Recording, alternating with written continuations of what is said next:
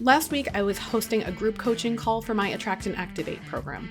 These are students, usually entrepreneurs, who are working with me to learn how to do their keyword research and figure out content strategies in order to bring more leads into their websites. And one of the students came to me and said, Meg, how do I know how much search volume I should be going after? And another student popped up and said, yes, great question. Also, what should my keyword difficulty be?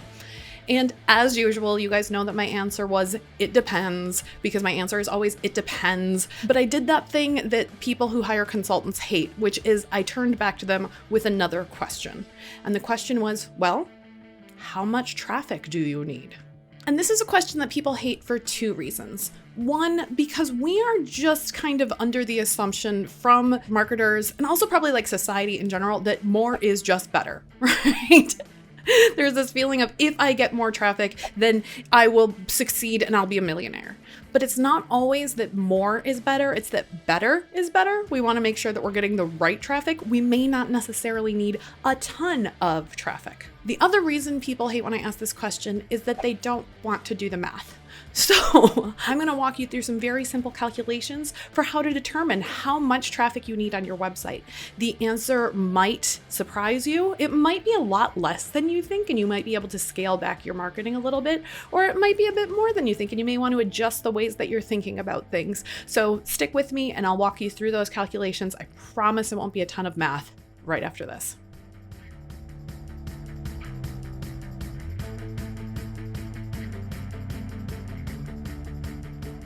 Hi, I'm Meg Casebolt, the founder of Love at First Search, where we help online entrepreneurs to show up in search results and then turn those new visitors into leads, subscribers, and sales. In today's video, I'm going to walk you through trying to figure out how much traffic you actually need on your website. Once we establish that baseline, then in our next video, we can talk about things like ideal search volume and what your keyword difficulty should be and all of that. But before we can start to figure out which keywords you should be pursuing, first we have to figure out how much traffic you actually need. And also, like, how much marketing you need to do in general, right? Not all of your traffic needs to come from search. For the sake of this conversation and these numbers, I'm going to be operating under the assumption that we are getting our traffic from search, because adding in different calculations around email marketing metrics and social media click-through rates and all of that, it can add a lot of variables to what is already kind of a complex calculation. So please keep in mind as I'm talking you through this that everything I'm saying is theoretical. Apply it however you need to your business and your numbers. So to a great extent, the amount of traffic that you need to get to your website and or the amount of marketing that you need to do in order to get clients is dependent on your business model. Specifically, two things within your business model. Number one, how much money you charge, and number two, how many people you need to reach. So I'm going to walk through three different business model scenarios here. For each of these scenarios, we're going to have a goal of making $20,000. This amount of money is neither good nor bad. I'm not saying $20,000 a year or a month or a day. We're just going to say our goal is to make $20,000 from search traffic. If you are a one-to-one service provider, let's say you're a photographer and your average cost of a package is $5,000. Again, I'm making up these numbers. I'm not saying that's what the cost of your packages should be. I'm just putting numbers out there. Let's say that your average package cost is $5,000. If you want to make $20,000, you need to make 4 sales. So if you need to make 4 sales, what does that look like? For service providers, this can either be somebody booking a package directly on your website, or it can be filling out your contact form. Sometimes people want to have a conversation with you. They want to get a proposal. They want to go through the process. They want to feel like they trust you before making that kind of investment. So let's say that of every person who fills out your contact form, about half of them actually end up booking a package with you. If you have a 50% close rate. So if you're a photographer, you're trying to make $20,000, your average package is $5,000, you need 4 clients. If your close rate is 50%, you need to have 8 leads. You need to have 8 new people fill out your contact form. But not everyone who comes to your website is going to fill out your contact form. So let's go with like an industry benchmarky number of 5%. 5% of people who come to your website may fill out your contact form.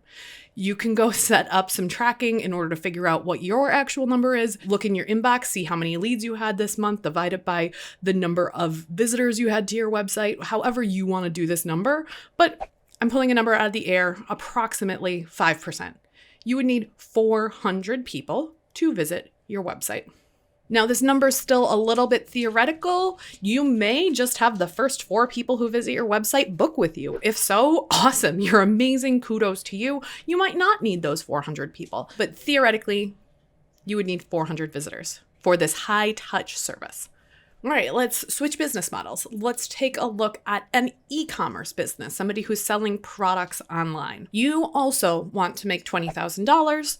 Your average cart value is $200. So you need to make 100 sales to make $20,000.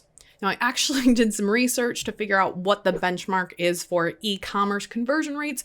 From search, it's about 3%. And while I was doing this research, I was pleasantly surprised to realize that search actually has the highest conversion rate. Social's more like 1%. So you may also want to factor that in if you're thinking at the end of this calculation, where the heck is this traffic coming from? You may want to think about that too. So if you need to make 100 sales with a conversion rate of 3%, then you would need 30,000 visitors. And you'll notice the difference here, which is when we were talking about needing 4 people, we needed 400. Whereas when we need 100, we need 30,000 because that conversion rate is different, because the number of sales that we need to make just went up. Your mileage may vary with all of this, but I'm trying to show this differential of the more sales you need to make and the less touch you want to do, the more people you're going to need to get in front of. And now let's talk about a product that is a bit more of the passive income stream, which, as I would define it, would be that you are getting people to your website, you are having them opt into your email list, and then you are going to sell them into the product without any direct relationship building with them. You're going to do all email marketing once you get there. So we're going to hold our goal of $20,000. But now, instead of it being a $5,000 product, we're talking about a $100 offer. So you're going to have to make 200 sales to hit that same $20,000. We'll give you a generous 3% of people who come to your website are going to join your email list. And then we'll also go with an industry standard of 2% of people who are on your email list will actually buy from you. Again, your mileage may vary with these numbers. You may have a higher percentage of people who opt in for your services. You may have people who leap right into it and buy the product from you without going through the email sales funnel. That's fine. But in this model, we're talking about needing 200 sales. 3% of people sign up for your email list, 2% of those people are actually going to buy, then you're actually going to need about 160,000 visitors to your website in order to hit that $20,000 goal.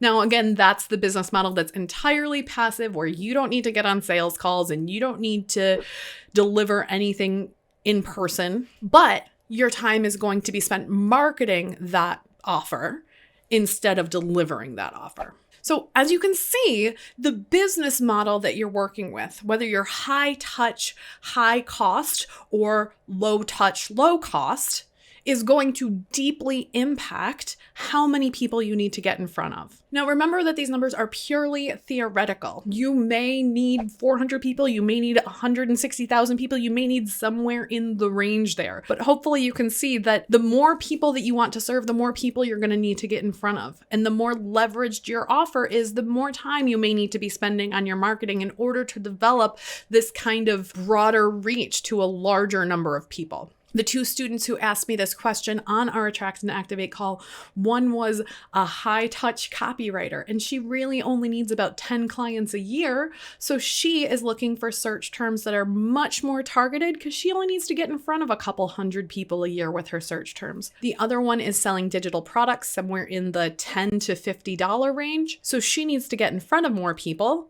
But also she has a really high conversion rate because she's very targeted in who she's talking to. She's creating resources for high school English teachers. So she can get really targeted in the types of things she's talking about. Her conversion rate is higher than the industry standards because she's so niche in who she's talking to. So as always, there are a lot of factors at play here, but here are some key takeaways from this process. in general, if you have more of a high touch or high price service, you don't necessarily need to have as many customers because you're able to charge more for each account. So you don't necessarily need to be discovered by as many people. Heck, you might not even need SEO. You might be able to just lean into referrals from previous clients, or get into a business networking group, or set up some affiliate relationships and lean on that more kind of traditional form of marketing as opposed to going so heavy into digital marketing. Whereas if you want to have more of a leveraged or passive or just less hands-on offer,